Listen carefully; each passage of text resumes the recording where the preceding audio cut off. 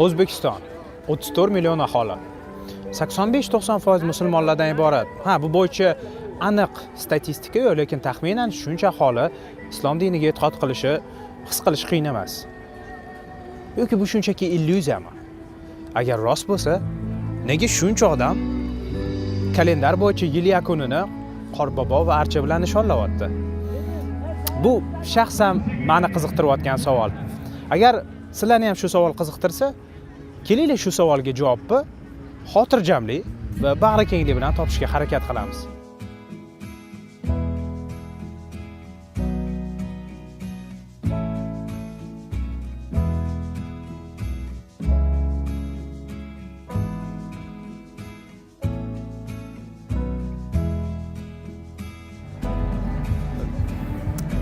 Bitta narsani tushunishimiz kerak. Bu yerda archani man qilish yoki yomonlash haqida gap ketmayapti. Buni hamma o'zi uchun o'zi hal qiladi. O'zbekiston ko'p millatli demokratik davlat. Bizda shunchaki ko'pchilik dunyoviy deb ataydigan Yengil bayramini ajralmas qismiga aylangan bu narsalarni tarixiga nigoh solmoqchimiz. Aytgancha, videoni oxirigacha ko'rmasdan xulosa chiqadi.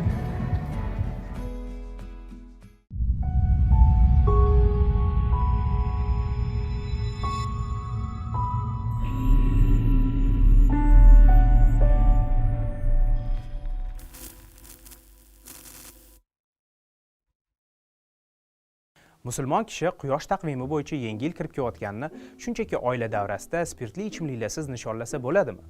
Axir yoshimiz va boshqa voqea hodisalarni aynan shu taqvim bo'yicha belgilaymiz-ku degan savol bo'yicha bahs va munozaralar hali-haligacha davom etadi. Lekin bugun sizlar bilan gaplashmoqchi bo'lganim bu Qorbobo va archa masalasi.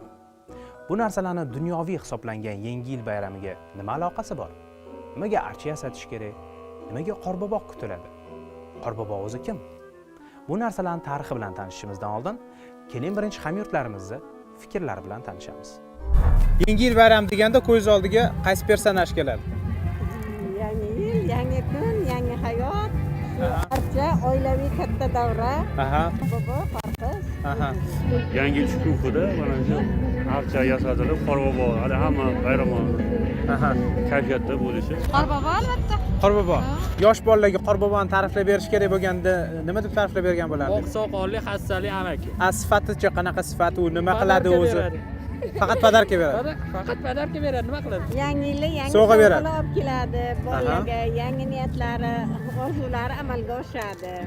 Bizlarni adamiz. Qorbobo sizlarning adaylikligini bilasizlar, to'g'rimi? Bilib qolgan. Rostakazim Qorbobo yo'q, to'g'rimi? Qayta bo'lmaydi. Bo'lmaydimi? O'sha bilishar ekan. Assosi, saqola, qopni sovg'asi. Sovg'alab beradigan personaj. Qorbobo bor deb aytgan bo'lardim. Uni qanaqa sifatlarini aytgan bo'lardingiz? Ezgulikka, yaxshilikka shunaqa narsa tushuntirgan bo'lardim. Sog'lardan keladi deb aytgan bo'lardim. Hammaga yaxshilik qiladigan bir yomonlik ustidan g'alaba qozonilgandan keyin yaxshi insonlarga mehrlashadigan, Mehribon sovg'a beradi deb ta'riflasak kerak. Okey, Qorbobodan ham to'g'ri ko'raylik. Бермасалар kerak интервью. Assalomu alaykum, Дедушка Мороз. Можно у вас взять интервью? Да, можно. Вы настоящий? Конечно, настоящий. Вот это поворот! Как вы это докажете? А мне не надо доказывать, народ-то знает, что я Дед Мороз. To'g'ri. Orzularni bilib olamiz, shu orqali bolani nima o'ylayotganini, nima orzu qilayotganini bilamiz deb o'sha orqali. Qor qiz bilan Qorbobo bolalarga sovg'a beradi. Orzu niyatlarini ushaltiradi? Orzu niyatlarni ishontiradi. Uchta savol. Hamma vроде бы bayramga chiqqanda, lekin hammani kayfiyati yo'q, maksimal qanaqadir bor. Savol so'rasangiz javob bergiligi kelmaydi. Archa yasatiladi-yu. Misol uchun nima sababdan Yengilda archa yasatiladi, nima deb o'ylaysiz? Unisi bilmadim lekin. Uni ma'nosini bilmadim. Ma'nosini bilasiz. Shunchaki. Shuncha. Nimaga Yengilda archa yasatiladi? Endi Shu xursandchilik uchun. Xursandchilik uchun.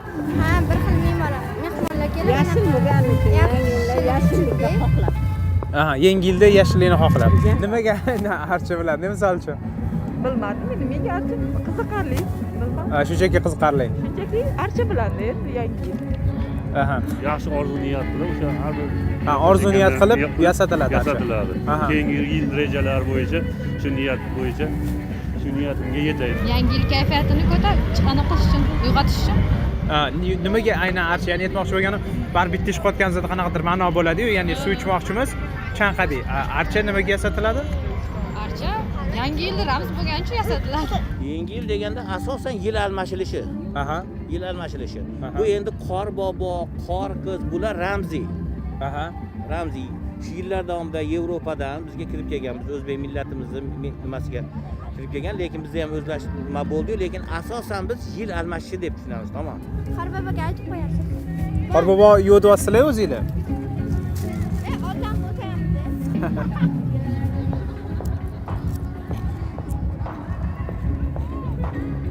Yangi yil bayramining asosiy qahramoni, orzularni ushaltiruvchi va sovg'alar ulashuvchi Qorbobo obrazini paydo bo'lish tarixi juda ham chalkash va qorong'u, chunki uning ildizlari uzoq o'tmishga borib taqaladi. Bir so'z bilan aytganda, biz hozir biladigan Qorbobo obrazi bu 3-4 asrlarda Turkiya hududida yashab o'tgan Svetoy Nikolay Ugodnik, ya'ni Avliyo Nikolay va slavyan ertaklari folklorining qahramoni Maroz obrazlari qorishmasi. Turkiyaning kichkinagina Mira shaharchasi arxiyepiskopi Avliyo Nikolay nafaqat Qorbobo, balki g'arbda mashhur Santa Claus obrazi paydo bo'lishiga ham sababchi bo'lgan. Rivoyatlarga qaraganda, kunlardan bir kuni Avliyo Nikolay xonavayron bo'lib, 3 ta qizi bilan qolgan savdogar nidosini eshitib qoladi. Nochor ahvolda qolganligi sababli savdogar qizlardan birini fohishaxonaga berib, undan tushgan daromad hisobiga qolgan 2 qizini uzatmoqchi bo'ladi. Buni oldini olish maqsadida Avliyo deraza tirqichidan bir qopchada oltinlar tashab ketadi. Boshqa bir versiya bo'yicha Avliyo Nikolay qopchadagi oltinlarni uy mo'rasidan uloqtiradi. Oltinlar bo'lsa, kaminga quritish uchun ilingan paypoq ichiga tushadi. Aynan shu sababli nasroniylarning Rojdestvo bayrami arafasida kaminga turli xildagi paypoqlarni ilib qo'yish odati paydo bo'lgan. Avliyo Nikolay nochor oilaga xufiyona yordam bergan bo'lsa-da, uni qilgan saxiyligi tillarda doston bo'ladi va shundan keyin nasroniylar taqvimida yangi bayram sanasi 6-dekabr paydo bo'ladi. Bu kun saxiy Avliyo Nikolayni xotirlash, sovg'alar ulashish va kambag'allarga yordam berish bayramiga aylanadi. Yosh bolalarga bo'lsa, sovg'alarni oq soqolli, uzun kiyim kiygan mehribon boboy olib kelishi uqtiriladi. Va shu savol tug'iladi. Nega Iso Masihning umuman aloqasi bo'lmagan bu bayram keyinchalik Rojdestvo bayrami qiyofasiga kirdi? Gap shundaki, 16-asrdagi reformatsiya davrida protestantlar katoliklarning avliyolarni qadrlash va xotirlash odatini butparastlikka yoyib, unga qarshi qattiq kurashishgan. Natijada Avliyo Nikolayni xotirlab sovg'alar ulash bayrami Rojdestvoga, ya'ni 6-dekabrdan 25-dekabrga ko'chgan. Avliyo Nikolay bo'lsa, shunchaki sovg'a beruvchi boboy obrazda qolib ketgan. Santa Clausni butun dunyoga mashhur qilgan narsa bo'lsa, hammamizga yaxshi tanish Coca-Cola ichimligi. Qizil oq kiyim kiygan va har zamonda ho ho ho deb ovoz chiqaradigan boboy 1930-yillardan boshlab aynan shu kompaniyaning reklamalarida chiqishni boshlagan. Coca-Cola marketologlarini qilgan bu ishi bo'lsa, kompaniyaga juda ham katta daromad keltirgan.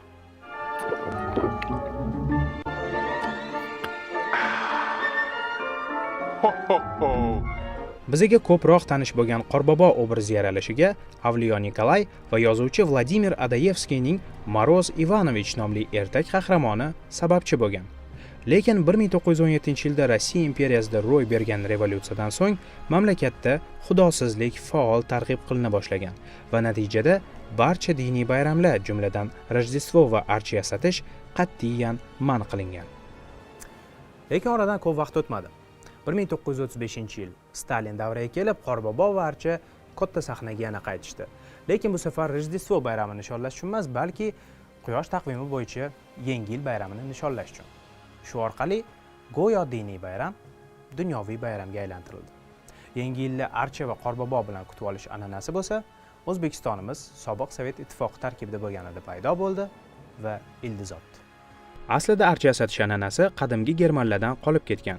Yilning eng uzun 21-dan 22-dekabrga o'tar kechasi qadimgi germanlar va keltlar yo'l bayramini nishonlashgan. Sababi o'sha kechadan keyin kunlar uzayib, bahor yaqinlasha boshlaydi. Bu bayramda uylarni doim yashil o'simliklar bilan bezab, mehmonga borish odat bo'lib qolgan. Archa bo'lsa abadiylik va hayot ramzi hisoblangan. Odamlar o'rmonga borib archalar ichidan eng chiroylisini tanlab, uni bezatib, atrofida turli xil diniy marosimlar o'tkazishgan. Qadimgi germanlar bu bayramni o'lim va hayot hukmroni Odin xudosiga bag'ishlashgan. Lekin xristianlikning paydo bo'lishi va nemis xalq orasida keng tarqalishi bilan archa nafaqat Rojdestvo, balki Yangi yil bayramini ham atributiga aylangan. Ko'rib turibmizki, ko'pchilik dunyoviy deb ataydigan Yangi yil bayramini ajralmas qismiga aylanib ulgurgan archa va qorboboni kelib chiqishi nasroniylikka borib taqaladi. Ya'ni ularni islom diniga hech qanaqa aloqasi yo'q. Nabiy sallallohu alayhi vasallam kimki biror qavmga o'xshashga harakat qilsa, o'sha qavmdan bo'lib qoladi deganlar. Subyektivni bu kichkinagina sonida bilganimizni sizlar bilan ulashishga harakat qildik. Xulosa har kim o'zidan. Agar video yoqqan bo'lsa, albatta like bosing, kanalimizga obuna bo'ling va oldinda sizni juda ham qiziqarli kontent kutyapti.